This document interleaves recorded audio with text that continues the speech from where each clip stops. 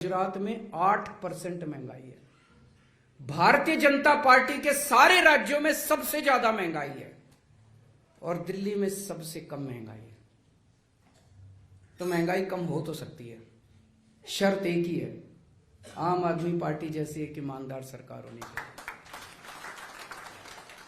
बेरोजगारी से पूरा देश बड़ा दुखी है। हमारे बच्चे पढ़ पढ़ के डिग्रियां ले लेके घूम रहे हैं सड़कों के ऊपर, उनको जॉब्स नहीं मिल रहे। इसमें कई सारे एक्सपेरिमेंट्स मनीष सिसोदिया जी भी कर रहे हैं। स्कूलों के बच्चों को ही बिजनेस करना सिखा रहे हैं कि हम अपने बच्चों को जब बड़े हों, डिग्री लेके निकले तो वो जॉब लेने वाले नहीं, जॉब देने वाले बने।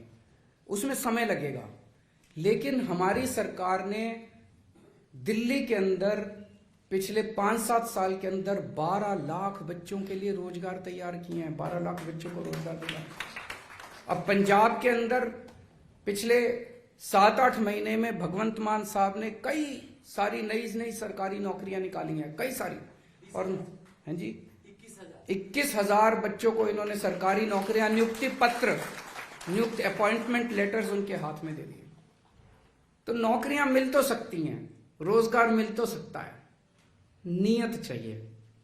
नीयत खराब है। अब दिल्ली ने यह दिखा दिया कि महंगाई का भी समाधान हो सकता है, बेरोजगारी का भी समाधान हो सकता है। नीयत चाहिए, अच्छी नीयत वाली सरकार चाहिए। कुछ लोग मेरे से प्रश्न पूछते हैं, आम आदमी पार्टी का विजन क्या है आपका? आने वाले समय में आप आम आदमी पार्टी को कहां देखते हैं, कैसे देखते हैं? आम आदमी पार्टी को लेके मेरा कोई विजन नहीं है, देश को लेके मेरा विजन है। देश को हम कहां देखते हैं? आज से 5 साल के बाद, 10 साल के बाद देश को कहां देखते हैं? देश के बारे में हमारा विजन है। और आम आदमी पार्टी तो उस देश के विजन को पूरा करने में अपना काम करेगी। हम ऐसा देश चाहते हैं जहां पे सभी जाति और सभी धर्मों के लोगों के बीच में प्यार और मोहब्बत हो। जाति के नाम पे कोई हिंसा नहीं होनी चाहिए। इस जात के लोग उस जात से लड़ गए, इस जात के, ये सब नहीं होना चाहिए। धर्म के नाम पे हिंसा नहीं होनी चाहिए, धर्म के नाम पे मारपीट नहीं होनी चाहिए, धर्म के नाम पे गाली गलौज, गुंडई लफंगई नहीं होनी चाहिए। अगर किसी देश के अंदर लोग इकट्ठे होके एक साथ काम नहीं करेंगे, वो देश कभी तरक्की कर ही नहीं सकता। पहले तो अपने को, देश को इकट्ठा करना पड़ेगा ना। देश क्या है? 130 करोड़ लोगों का परिवार है। अगर ये 130 करोड़ लोग एक साथ मिलके, जिस परिवार के अंदर मान लो 4 भाई हैं और वो चारों भाई आपस में लड़ रहे हैं, वो परिवार तरक्की कर सकता है क्या? जो बाप जमीन जायदाद छोड़ के जाता है उसके भी 4 टुकड़े कर लेगा वो। और जो चारों भाई एक साथ मिलके आगे बढ़ते हैं तो वो बाप जितनी जमीन छोड़ के जाता है उससे भी 100 गुना जमीन कर लेते हैं वो चारों मिलके, अगर एक परिवार एक साथ रहता है। ये जितने जाति, धर्म, जितने कल्चर, भाषाएं हमारे देश के अंदर, ये 130 करोड़ लोगों का परिवार है। अगर हम एक साथ मिलके नहीं रहेंगे तो देश तरक्की कर ही नहीं सकता।